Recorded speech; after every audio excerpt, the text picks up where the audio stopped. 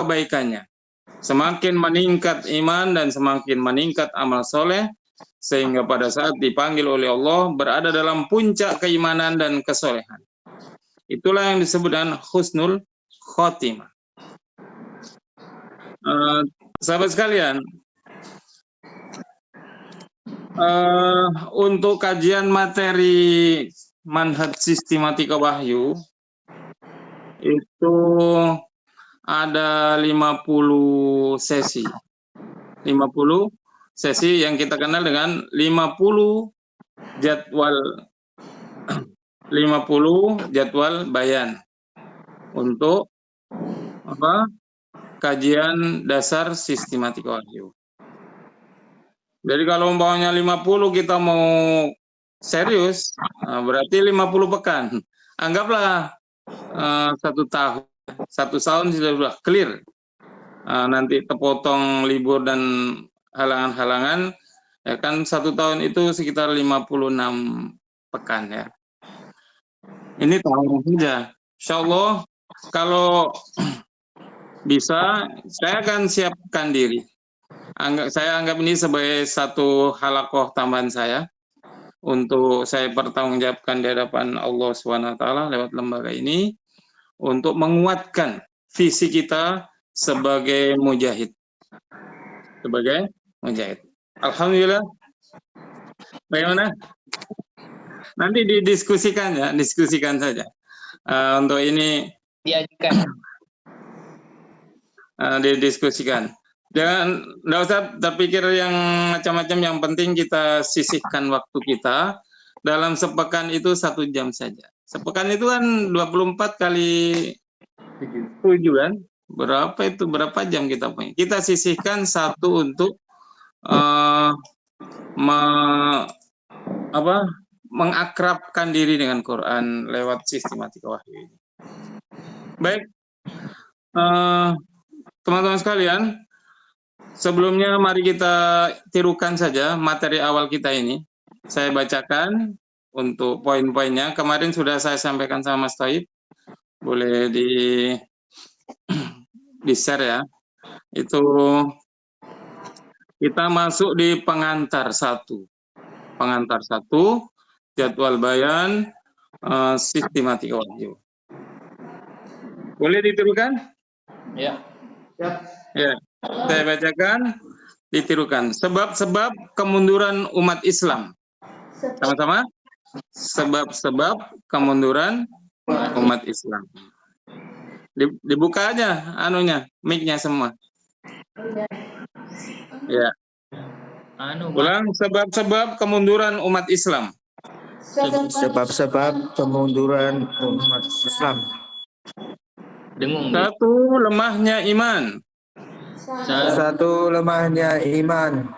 2, berpaling dari Al-Quran.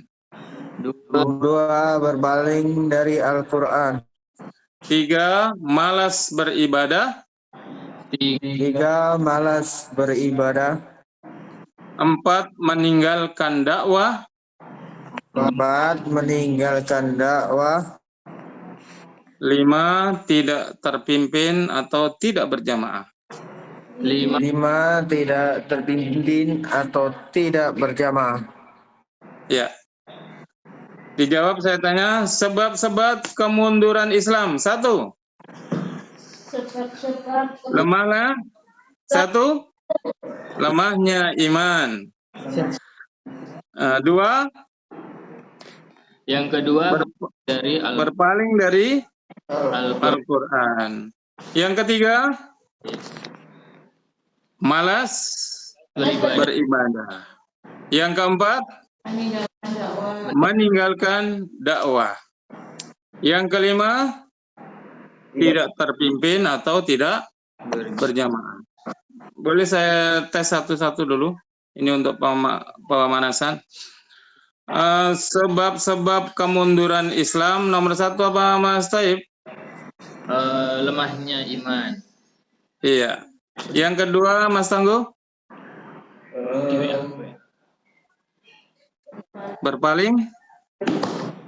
Berpaling dari Al-Quran. Iya. Yang ketiga Mas Heri? Malas beribadah. Malas beribadah. Yang keempat, Bu Fitri? Meninggalkan dakwah. Yang kelima, Mbak siapa namanya? Mbak Ida. Mbak siapa? Mila. Oh, Mbak Mila. Mbak Mila. Tidak terpimpin atau tidak berjamaah. Inilah sebenarnya yang terjadi di zaman Rasulullah juga. Sebelum datang Islam, ya memang tidak ada Islam ya, tidak ada yang kenal dengan iman. Teman sekalian, Rasulullah Shallallahu Alaihi Wasallam sebagai uswah hasanah, ya, dalam menjalani kehidupan untuk menggapai apa kesuksesan dunia dan akhirat, beliaulah uswahnya. Dan beliau diantar dan ditarbiyah oleh Allah langsung dengan manhaj nubuwah. Terbimbing. Detail gerakan beliau itu dipandu oleh Allah Subhanahu wa taala. Karena beliau adalah sebagai toladan. Istilahnya alat peraga, bagaimana memperagakan hidup yang bisa mengarahkan kita sukses dunia akhirat. Ya Rasulullah lah contohnya. Nah, salah satu karakter beliau dan sahabat-sahabat beliau terbimbing oleh Allah itu adalah maju dan dinamis, progresif, revolusioner. Progresif, revolusioner. Sehingga beliau bisa mengantar sahabat-sahabat beliau di Mekah ya, menjadi manusia-manusia yang luar biasa. Dengan input yang sama mungkin dengan kita. Sahabat-sahabat yang di Mekah itu sebelum dapat sentuhan Rasulullah tidak jauh beda dengan kita. Ya makan, ya tidur, ya berkeluarga. Jadi mereka berubah drastis menjadi manusia-manusia yang luar biasa karena tersentuh oleh tarbiyah Rasulullah SAW. Bahkan dengan Al-Quran, Rasulullah mentarbiyah sahabat-sahabat beliau ini, mereka tercerahkan. Terjadi perubahan yang sangat dahsyat pada waktu itu. Sehingga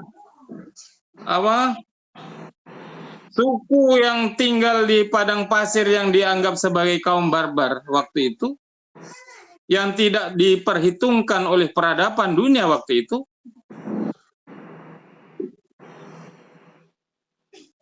sejak tersentuh ajaran Islam, mereka tercerahkan dan bangkit menjadi generasi yang luar biasa, progresif, revolusioner,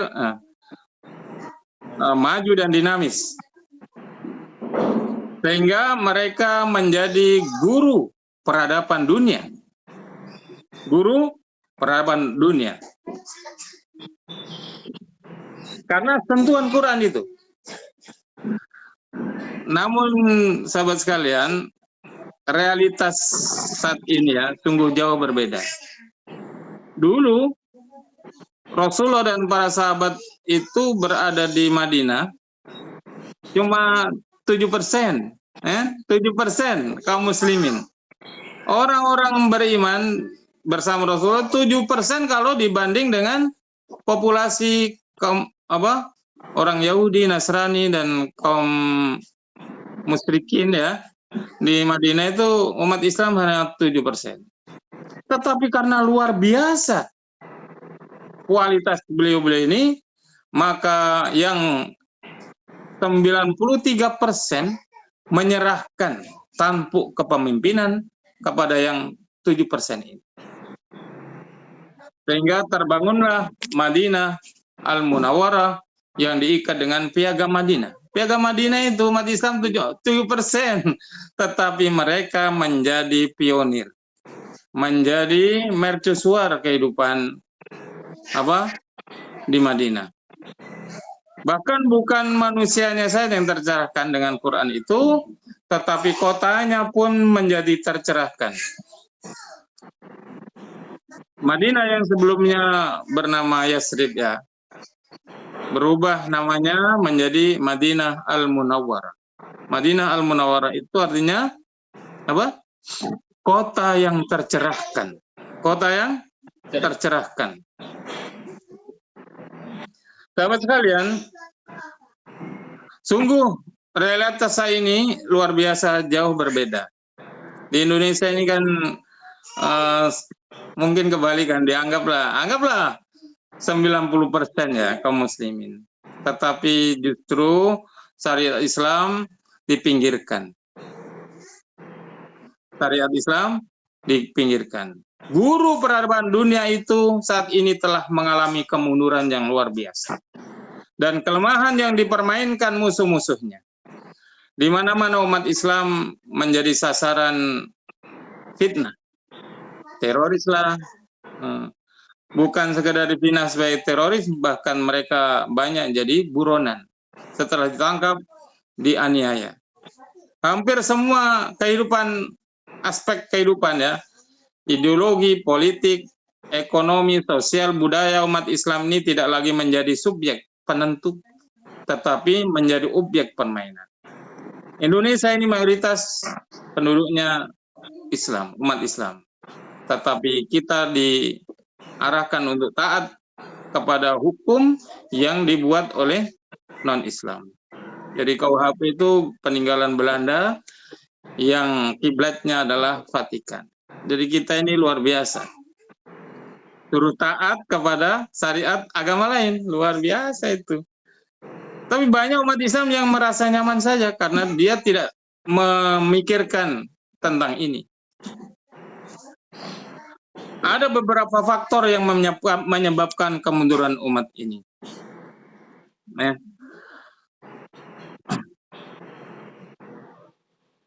Yang tadi kita sudah sebutkan, yang pertama lemahnya iman, yang kedua berpaling dari Al-Quran, yang ketiga malas beribadah, yang keempat meninggalkan dakwah, yang kelima tidak terpimpin. Sahabat sekalian, kita ini khalifah ya.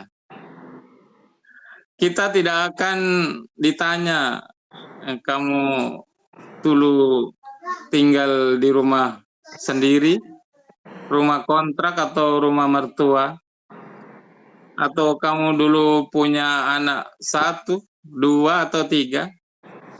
Tapi yang akan kita pertanggungjawabkan adalah tugas kekhalifahan, sejauh mana kita berjuang untuk menegakkan kalimat Allah ini. Kan yang di pundak kita dipikulkan ini adalah tugas khalifah. Apa tugas khalifah itu? Liyudhhirahu 'alad dini kulli. Mendohirkan din Allah dalam kehidupan ini. Bukan hanya dalam kehidupan pribadi, tapi lebih jauh lagi kehidupan berkeluarga, bermasyarakat, berbangsa dan bernegara. Ini akan kita pertanggungjawabkan sebetulnya. Hidup ini untuk itu. Itu akan ditanya oleh Allah Subhanahu wa taala. Maka sesungguhnya bagi orang-orang beriman, kemunduran dan keterpurukan Islam ini menjadi tanggung jawabnya. Menjadi tanggung jawabnya. Dan itu akan kita bawa menghadap pada Allah Subhanahu wa taala. Dipertanyakan. Yang pertama, kita akan coba review ya. Lemahnya iman. Iman adalah kekuatan untuk berbuat kebenaran dan kebaikan. Kalau iman lemah, maka lemah pula dorongan berbuat kebenaran dan kebaikan. Pada saat iman kuat, seseorang akan bisa menjaga diri dari dosa. Tetapi saat iman lemah, manusia akan dikalahkan oleh hawa nafsunya dan tidak segan untuk berbuat dosa. Bahkan hawa nafsu menjadi pemimpinnya di saat iman itu lemah. Bahkan iman ini tidak hanya berkurang, tidak hanya melemah. Iman ini bisa lepas dari seseorang kapan saja.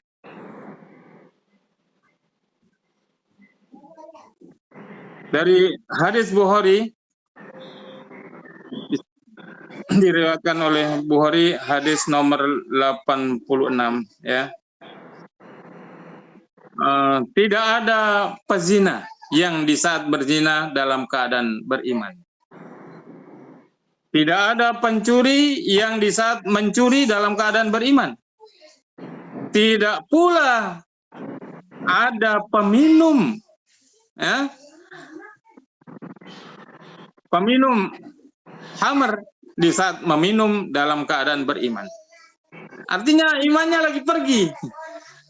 Daripada saat seseorang tergerus oleh kemaksiatan, sesungguhnya imannya sedang tidak ada. Kalau imannya ada, tidak mungkin dia melakukan itu. Sahabat sekalian, kemunduran umat ini juga disebabkan oleh lemahnya iman yang sudah merata. Dia hampir merata. Yang dulu sering kita dengar dengan krisis akidah itu. Inilah sebetulnya masalah utama umat ini. Sangat rentan, sangat kritis hubungannya dia dengan Allah Subhanahu wa taala. Bahkan kan cintanya kepada Allah itu klise. Padahal cintanya kepada dunia, tapi dibilang apa, cinta kepada Allah. Gitulah realitas begitu. Maka kebenaran dan kebaikan Islam pun dalam hal ini menjadi ikut lemah. Kan udah merata. Kebenaran dan kebaikan melemah. Yang marak menjadi kebatilan dan kemaksiatan. Itu merata. Dampak dari kelemahan iman itu. Maka sampai-sampai dominasi syahwat manusia sangat tinggi, banyak umat Islam yang diperbudak oleh syahwatnya. Diperbudak oleh syahwatnya dengan kesenangan dunia dan melalaikan tempat kembali akhirat. Maka kalau orang bercerita tentang masa depan, itu hari tua yang hubungannya dengan rumah, mobil, dan aset-aset materi. Itu kan syahwat. Jarang yang bercerita tentang rumah di surga, aset di surga, masa depan surga. Jarang orang berusaha untuk maksimal mengejar surga. Ini semua akibat dari lemahnya iman. Akibat dari lemahnya iman. Coba kita baca surat Al-Imran ayat 41 ya, ditirukan bacanya. Ditirukan. A'udzu billahi minasy syaithanir rajim. Ya, sama-sama. A'udzu billahi minasy syaithanir rajim. Zuyyina lin-nasi hubbus sahawati minan nisa'i wal banina wal qanatiril muqantarah. Zuyyina lin-nasi hubbus syahawati minan nisa'i wal banina wal qanatiril muqantarah والقناطير المقنطرة من الذهب والفضة والخيل المسومة والقناطير المقنطرة من الذهب والفضة Ayat berapa tadi? Ayat 41. Surat Al-Imran. Iya. Ulang ya. Wal qanatiril muqantarati minadz zahabi wal fiddati wal khailil musawwamah. Ayatnya salah. Ayatnya 41. Tapi bukan ini. Al-Imran 41 bunyinya. Oh, mungkin nih 14. Aduh, maaf. Terbalik saya bacanya. 14, ayat 14. Oke. Saya ulangi aja ya. Iya. Wahid, Isnin, Salasa. Zuyina. Zuyina lin-nasi hubbus syahawati minan nisa'i wal banina wal qanatiril muqantarah. Ya. Lanjut. Wal qanatiril muqantarati minal zahabi wal fiddati wal khailil musawwamah. Ya.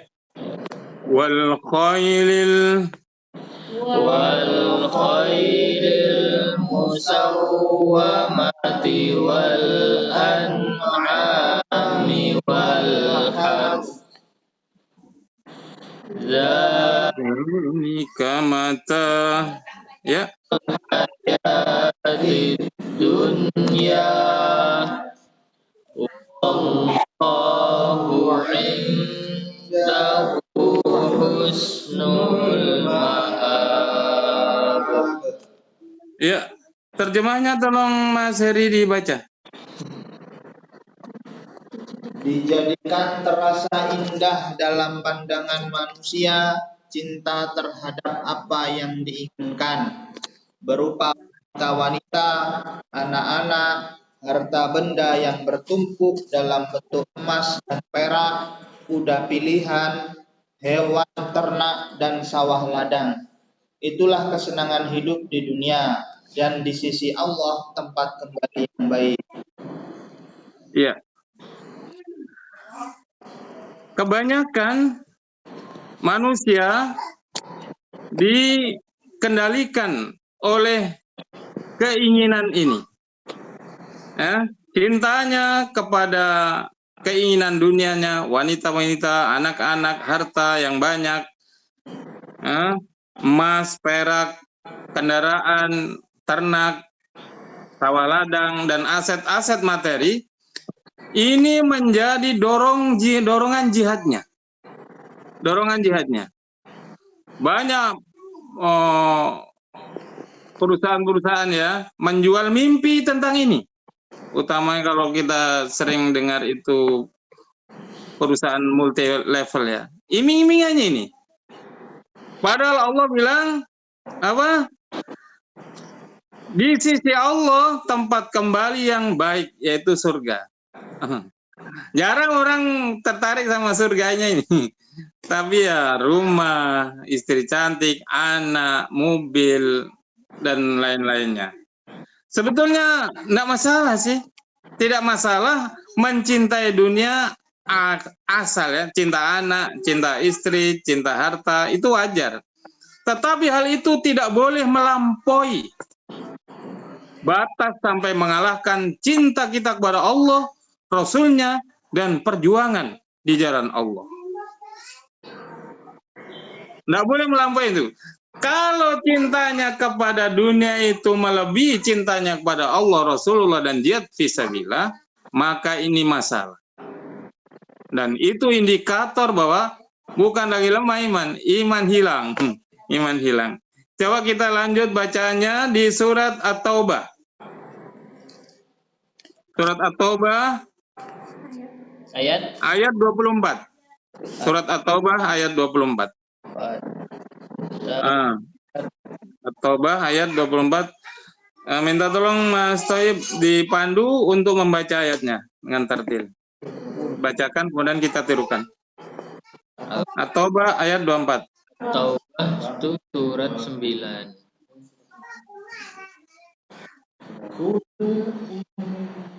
Ya, Mas Ayat Toib pandu. 4.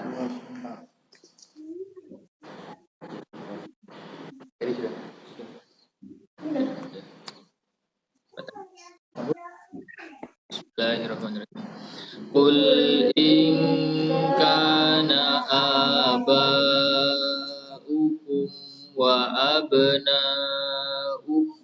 wa ikhwanukum wa azwajukum wa ashiratukum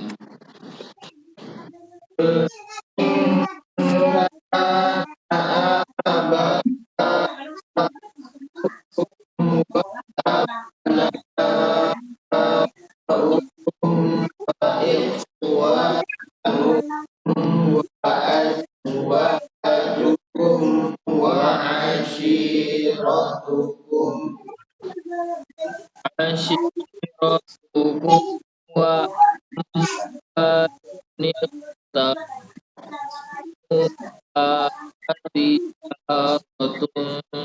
takhshawna kasadaha wa ashiratukum wa amwalun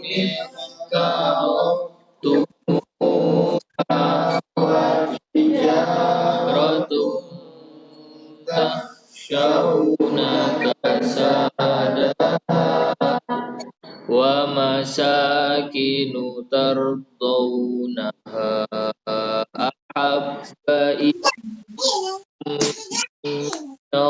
wa rasulihi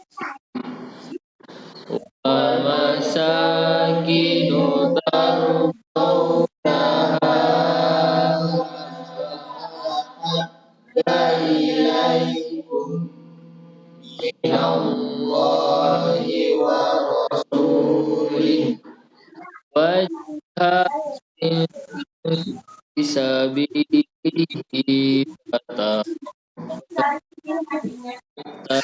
ya'ti Allahu bi amri wa jihadin fisabilihi fatarabbasu hatta ya'ti Allahu bi amri wallahu la yahdil qaumal fasiqin.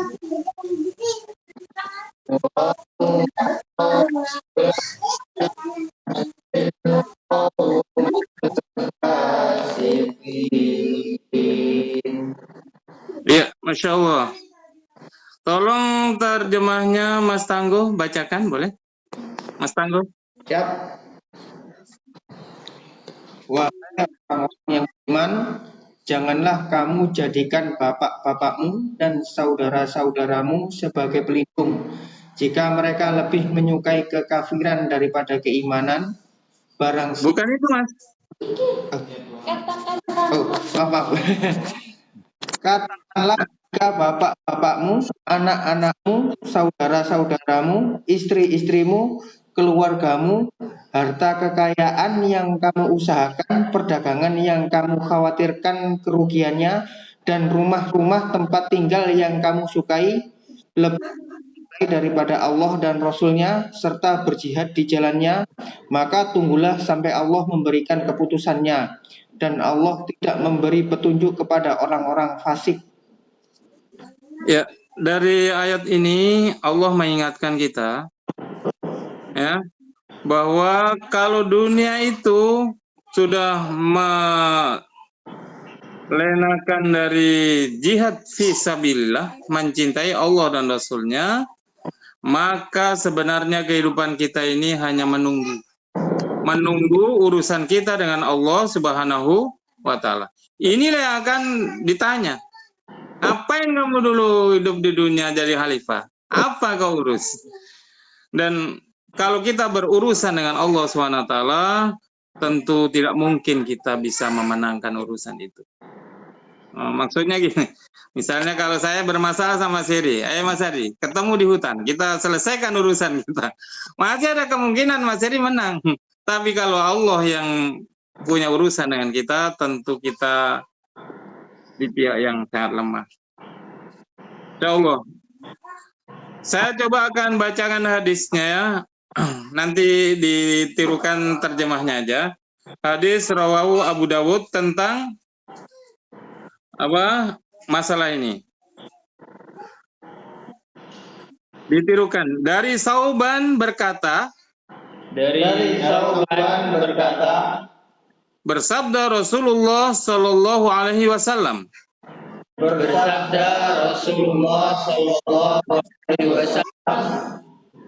Hampir saja kaum-kaum mengelilingi kalian.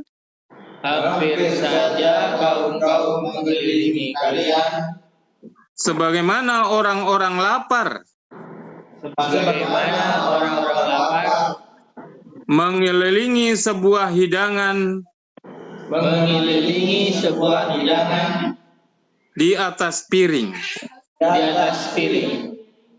Ada seseorang yang bertanya.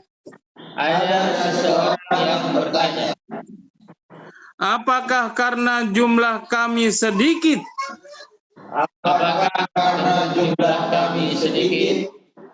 Pada saat itu, wahai Rasulullah. Beliau menjawab, tidak. Tidak.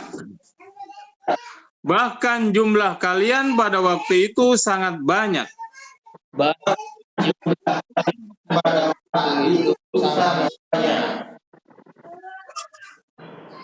Akan tetapi kalian seperti buih di atas aliran air.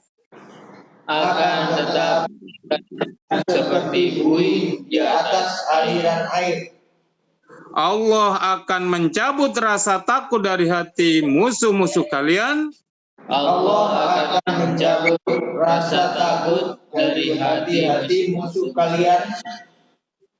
Dan melemparkan al-wahan pada hati kalian.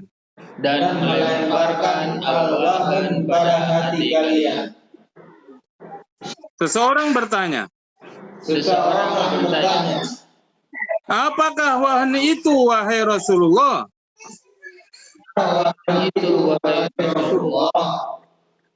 Beliau menjawab,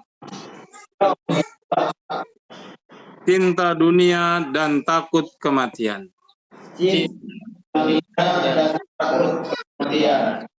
Iya.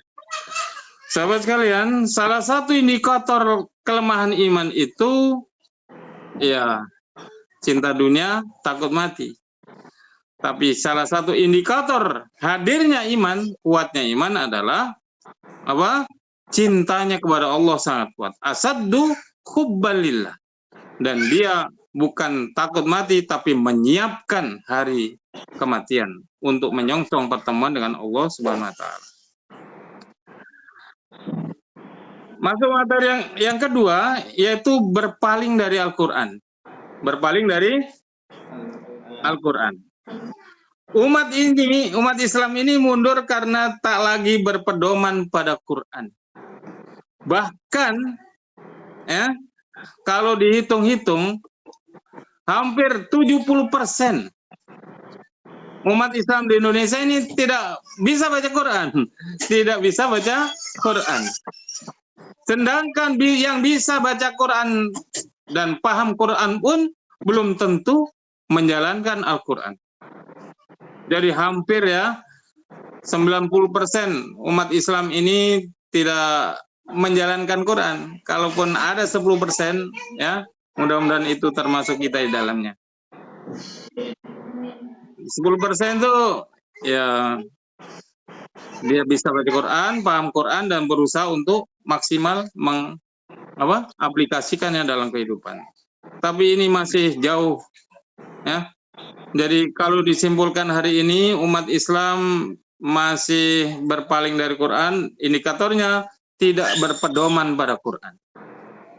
Indonesia ini dibilang negara Islam tidak bisa karena bukan Islam dasarnya, bukan Quran dasarnya. Tapi mau dibilang negara kafir, ini penduduknya mayoritas Muslim. Jadi negara apa ini? Kalau Hidayatullah menganggap bahwa Indonesia ini adalah darud dakwah, negeri tempat kita berdakwah. Sahabat sekalian, maka tidak sedikit umat Islam menyimpang dari jalan yang lurus dalam persoalan akidah maupun ibadah, karena bukan Quran pedomannya. Banyak orang yang mengikuti ajaran-ajaran nenek moyang, tradisi orang tua. Mereka mengamalkan keyakinan yang dianggap dari Islam, padahal sebenarnya bukan bagian dari Islam. Rasulullah SAW bersabda, coba ditirukan ya, dari Abdullah ibnu Mas'ud berkata, Dari Abdullah ibnu Mas'ud berkata, Rasulullah Shallallahu Alaihi Wasallam membuat garis dengan tangannya, lalu bersabda, ini jalan Allah yang lurus. Lalu beliau membuat garis-garis di kanan kirinya.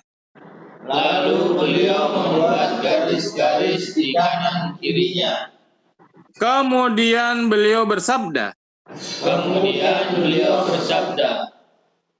ini adalah jalan yang sesat. Tak satu pun dari jalan-jalan itu kecuali padanya terdapat syaitan yang menyeru kepadanya.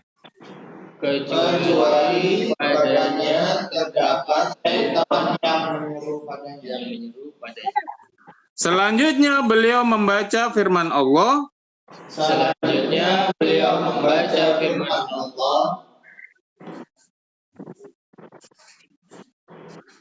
Wa inna hadza sirati mustaqiman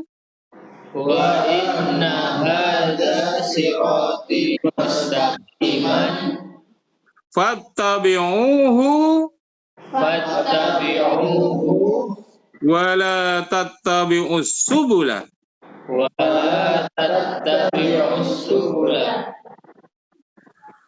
Dan bahwa yang kami perintahkan ini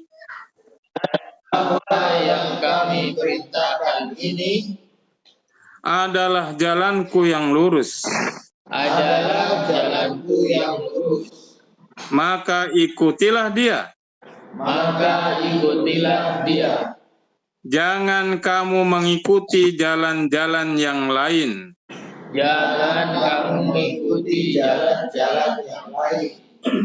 Iya. Banyak jalan-jalan yang lain ini. Kitab jalan lain. Jalan lain itu adalah jalan selain jalan mencintai Allah, Rasul dan Rasulnya dan jihad di jalannya. Itu jalan lain. Bahkan tidak jarang juga dari umat Islam ini melaksanakan ajaran Islam yang tercampur dengan tradisi dan budaya jahiliyah kebatilan, padahal Allah telah mengingatkan dalam Al-Quran. Tirukan, wala talbisul haqqa bil batil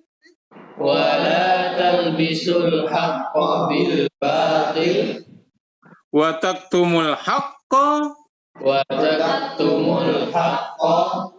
wa antum ta'lamun.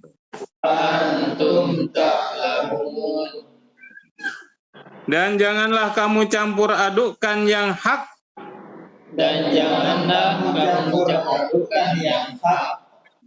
dengan yang batil. Dan janganlah kamu sembunyikan yang hak itu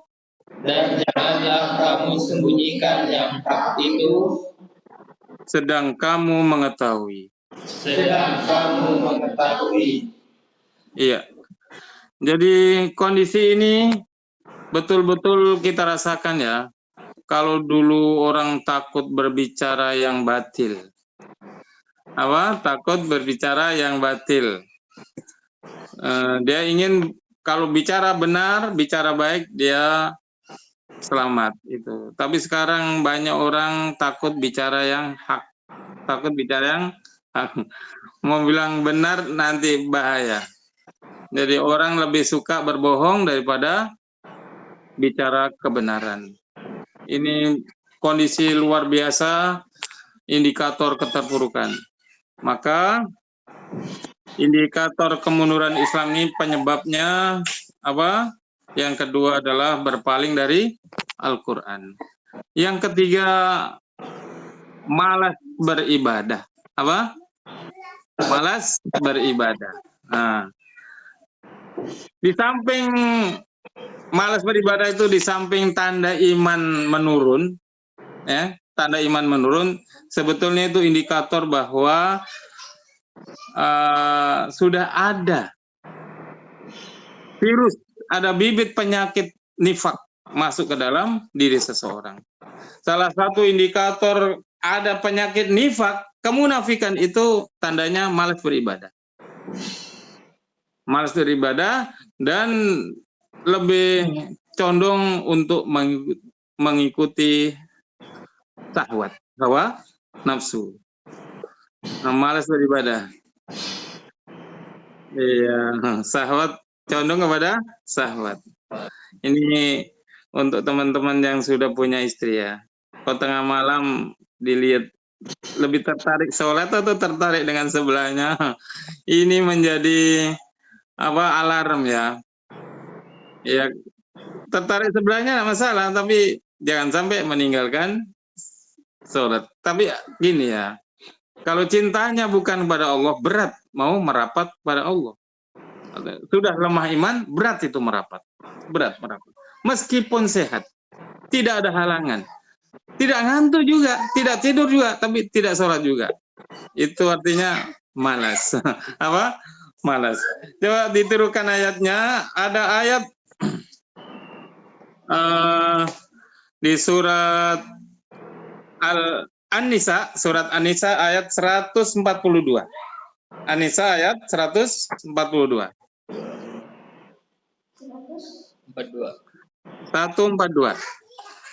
Nah, coba Mas Taib dibacakan, dipandu. Baca kemudian tirukan ya. 142. A'udzubillahi minasyaitonirrajim. Sama-sama. A'udzubillahi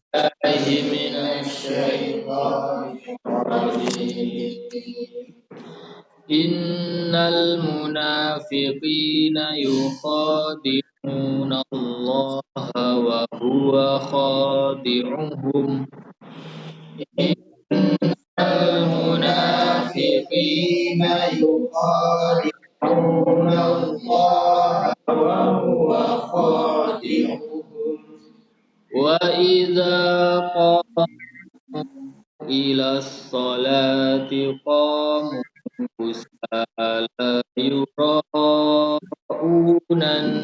nas wa idza qamu ila sholati qamu kusala yura'unan nas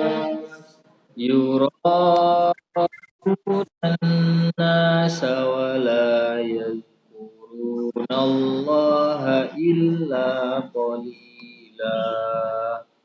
Yura'unan nasa wa la yadhkuruna Allah illa qalila. Langsung terjemahnya. Sesungguhnya orang munafik itu hendak menipu Allah, tetapi Allah lah yang menipu mereka. Apabila mereka berdiri untuk sholat, mereka lakukan dengan malas. Mereka bermaksud riya atau ingin dipuji di hadapan manusia. dan mereka tidak mengingat Allah kecuali sedikit sekali. Ya, surat An-Nisa ayat 142. Ini menjadi introspeksi kita masing-masing ya. Semoga kita dibersihkan dari sifat munafik.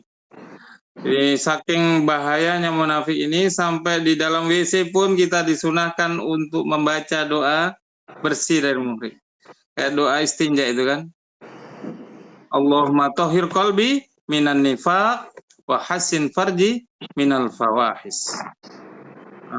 Nifak itu penyakit yang berbahaya, penyakit spiritual, penyakit hati.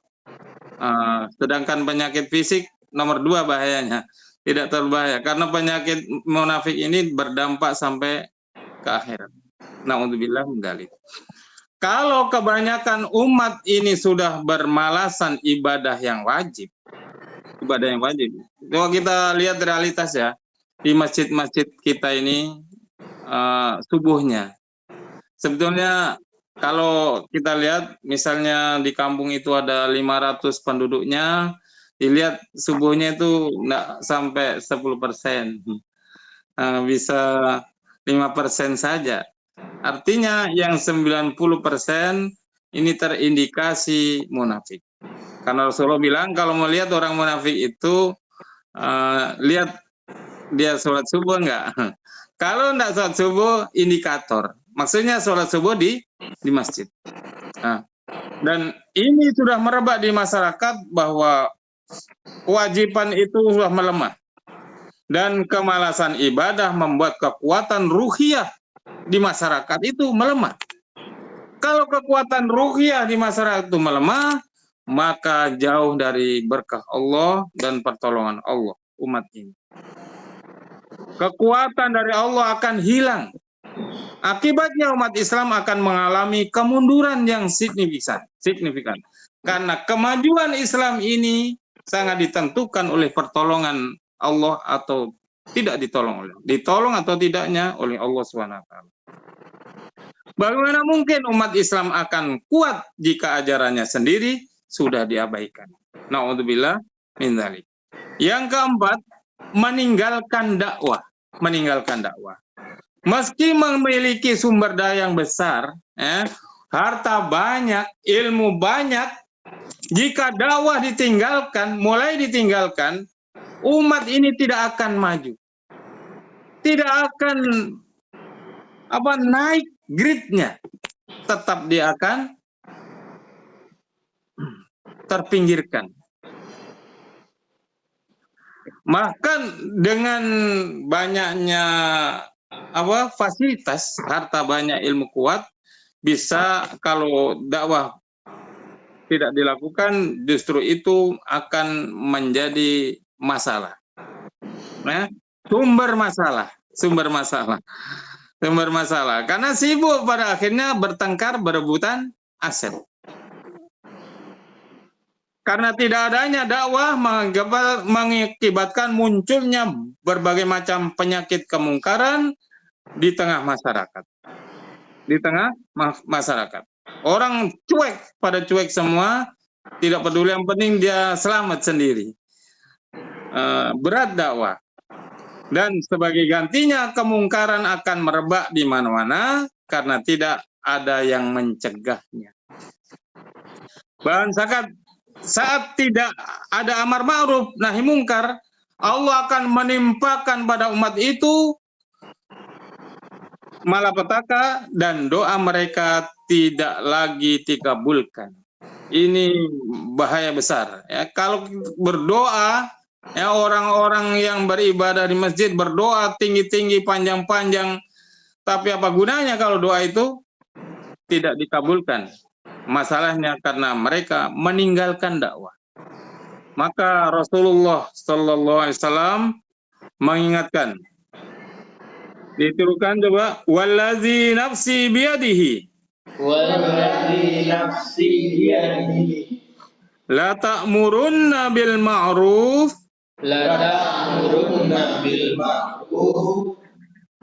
Wa la tanhauna 'anil munkar. munkar aw la yusikunna aw la yusikunna aw la yusikunna Allahu aw la yusikunna Allahu yab'asu 'alaikum 'iqaban minhu yab'atsu 'alaikum iqaban minhu thumma tad'unahu tsumma tad'unahu fala yastajibu lakum. fala yastajibu lakum. Demi Allah,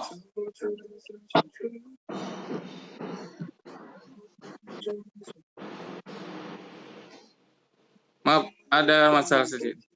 Demi Allah yang jiwaku berada di tangannya, Demi Allah yang jiwaku berada di tangannya,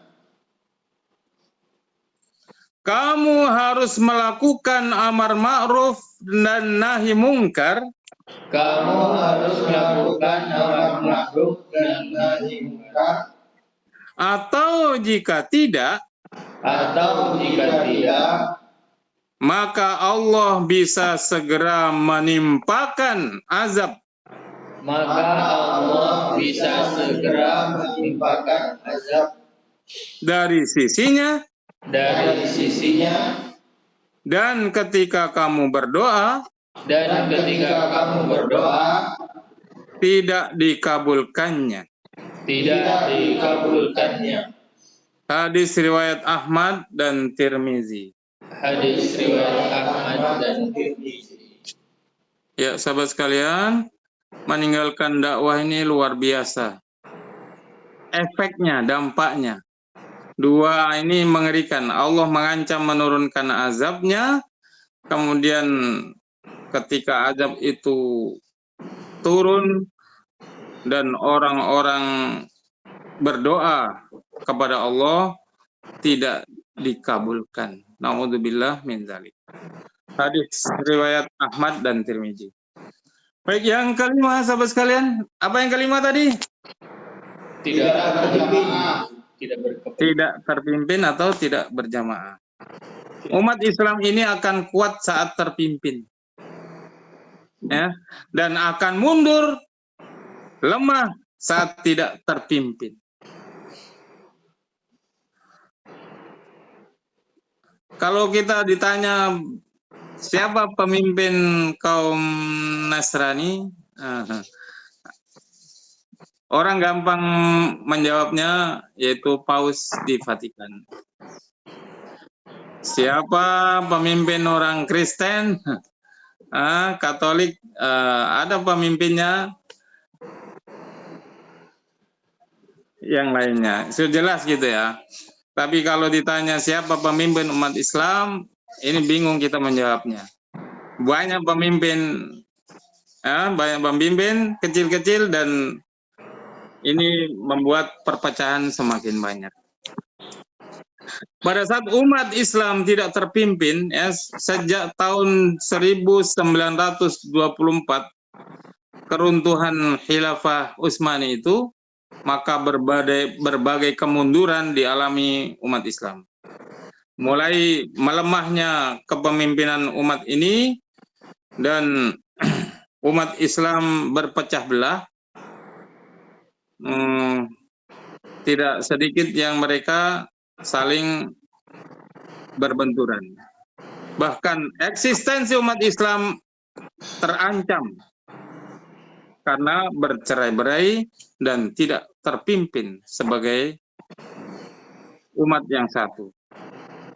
Umar bin Khattab berkata, tidak ada Islam kecuali dengan jamaah, dan tidak jamaah kecuali dengan kepemimpinan. Nanti di hadapan Allah SWT kita akan mencari pemimpin kita. Kita bergerombol, berbaris sesuai dengan kabilah kepemimpinan kita.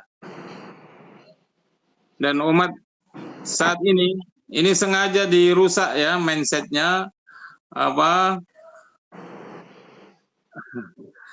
sehingga kata-kata berjamaah itu seolah-olah menakutkan, menjadi sesuatu yang tidak familiar, bahkan berjamaah karena dirusak.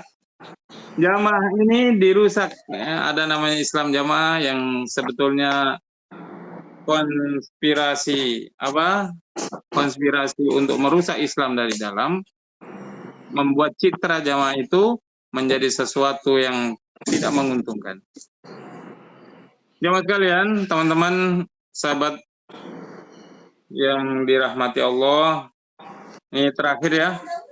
Insyaallah sebab-sebab kemunduran Islam ini menyebabkan lumpuhnya umat Islam. Bahkan faktor ini bisa merasuk dan menyerang mulai dari pangkal ajaran Islam dan akan kian melemahkan cabang-cabangnya.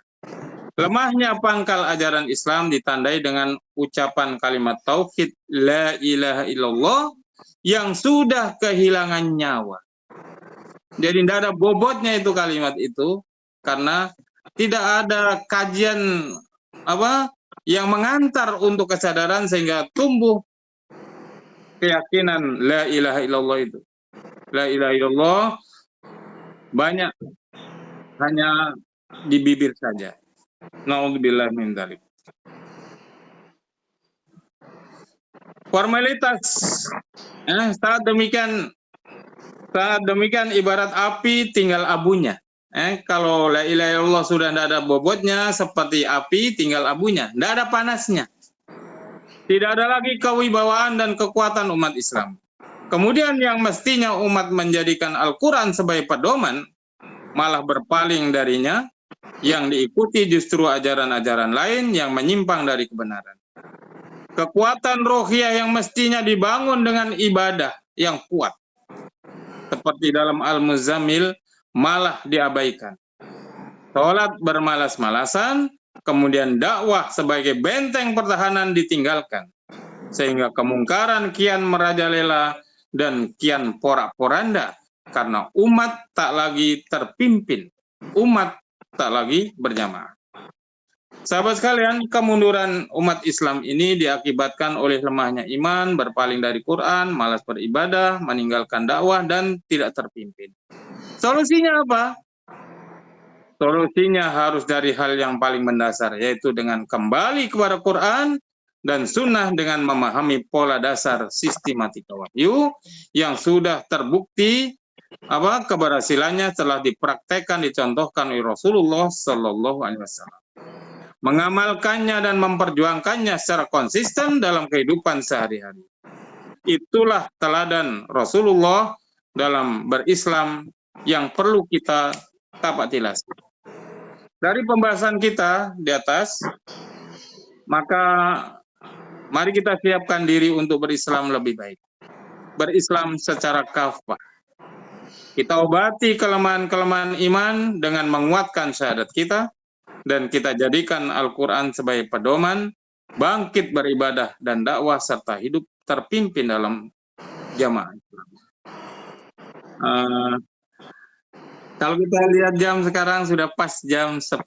Kalau di sini jam 10 ya, di sana pas jam 9, insya Allah. Tadi kita sudah ukur-ukur jam 60 menit kita clear. Baik, mungkin ada yang mau didiskusikan. Kalau masih ada, kita buka sesinya. Diskusi bisa dari materi ini, bisa dari masalah teknis. Bagaimana? Tiap pekan atau 2 pekan sekali untuk kajian kita. Mungkin nanti. Iya, nanti dikabari aja lagi ya. Kalau Mas Heri gimana, Mas? Insya Allah nanti diskusi dulu sama teman-teman. Siap. Ya, dari kajian kita santai aja, karena kita sama-sama mengkaji dan sama-sama berintrospeksi. Baik, alhamdulillahirrabbilalamin. Mohon maaf atas segala kekhilafan. Kepada Allah kita bermohon, ya Allah, karuniakan hidayah pada kami dan kuatkanlah iman kami, kuatkanlah amal soleh kami, dan istiqomahkanlah kami di jalan-Mu, sehingga kami bisa menemui dengan menemuimu dengan husnul khatimah. Hadanallahu wa iyyakum ajma'in. Assalamualaikum warahmatullahi wabarakatuh. Waalaikumsalam warahmatullahi wabarakatuh.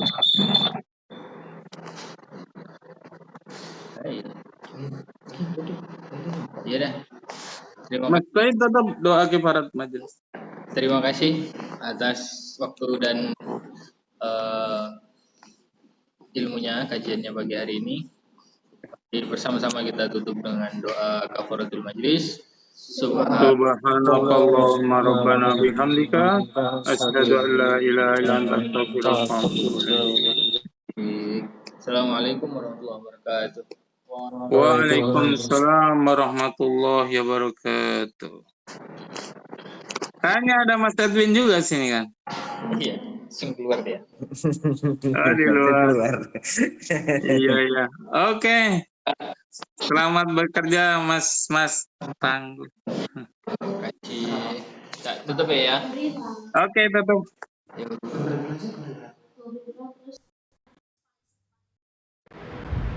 Bikin apa begini? Ini tidak sopo bang, kok awet? Hah? Kok awet? Gak eru. Teko inventory kan? Bukan. Dari office. Official. Oh mahal itu, Pak, bayar itu. Iya dah. Emailnya halawa office tuh? Heeh. Itu kan email bayar kan bayar ya? Halawa. Bukan Halawa official. Oh enggak. Tuh enggak boleh. Bayar. Kok bisa 1 jam lebih.